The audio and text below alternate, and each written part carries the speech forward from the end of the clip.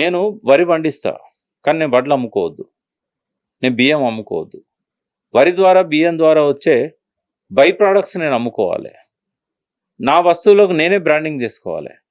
నా వస్తువులను బై ప్రోడక్ట్స్గా మార్చడానికి అవసరమైన పరిశ్రమల్ని నా పొలం దగ్గరనే పెట్టుకోవాలి. నేను కుటీర పరిశ్రమను పెట్టుకోవాలి. అంటే ఈ కాన్సెప్ట్ బీజేపీ తీసుకున్నట్టుంది లాస్ట్ గవర్నమెంట్ లో. చెప్పడానికి అందరు చెప్తారు, ఎక్కడ చేశారు? ఒక ఫుడ్ పార్క్ ఏదన్నా బీజేపీ పెట్టిందా? మొక్కజొన్న నుంచి ఇథనాల్ తీసే పరిశ్రమ పెట్టిందా?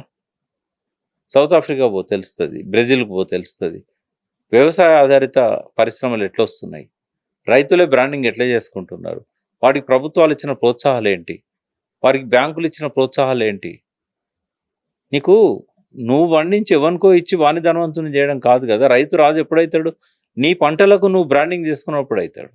నువ్వు రైతు బంధు ఇస్తావు, రైతు బీమా ఇస్తావు, పంటలకు నీళ్ళు ఇస్తావు, అన్నీ చేస్తావు, కానీ అల్టిమేట్గా మళ్ళీ మేము మార్కెట్ మీద ఆధారపడేటట్టు చేస్తావు.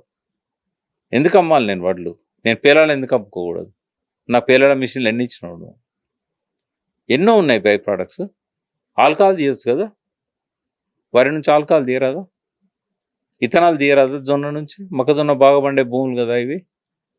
అంటే రకరకాల బై ప్రోడక్ట్స్. ఒక అగ్రికల్చర్లోనే ఒక 300-400 బై ప్రోడక్ట్స్తో మనం బ్రాండింగ్ చేసి విదేశాలకు ఎగుమతి చేయగలిగినంత అవకాశాలు ఇక్కడ ఉన్నాయి మన దగ్గర. మన భూములు మంచి. ఎవరు పట్టించుకున్నారు?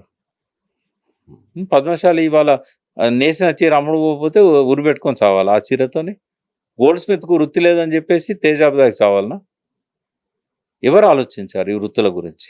బతుకమ్మ చీరలు ఇవ్వగానే పద్మశాలి దరిద్రం పోతుందా? నూలు మీద సబ్సిడీ ఇవ్వగానే పోతుందా?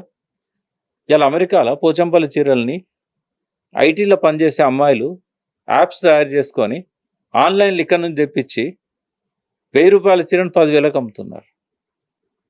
వాళ్ళు ఎందుకు చేసుకోకూడదు ఆ పని? ఏదో పోచంపల్లిలో క్లస్టర్ పెట్టి, సిరిసిల్లలో క్లస్టర్ పెట్టి, అక్కడ ఒకటి ఇక్కడ ఒకటి షాపులు పెట్టిస్తే పీవీటీ మాల్స్ లాంటి వాళ్ళు వేసిన చీరలకు డిమాండ్ వస్తుందా? ఎంత సస్తాలు. ఇప్పుడు నేను తొడిగిన షర్ట్ ఉంది కదా, ఇది ఎంత? బయట మనం షర్ట్ కుట్టిస్తే 500 తీసుకుంటారు. ఇది 500 రూపాయలు భువనగిరి వివేరాల చేనేత వాళ్ళ దగ్గర కొన్న నేను. 500కి ఇంతమంది షర్టు. ఎన్ని ఉతుకులు తీసినా కూడా దీని మెరుపు పోతలేదు, దీని ఫోల్డ్ పోతలేదు. చూడటానికి కూడా చాలా ఆ సైజులు కూడా మనం రెడీమేడ్